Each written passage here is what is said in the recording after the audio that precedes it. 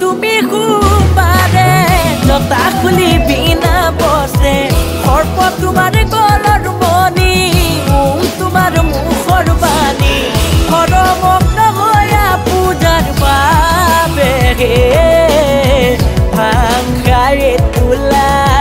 পিছনিতে টোপোলা জতা ধাৰি বলিয়া জতা ধাৰি বলিয়া জতা ধাৰি বলিয়া জতা ধাৰি বলিয়া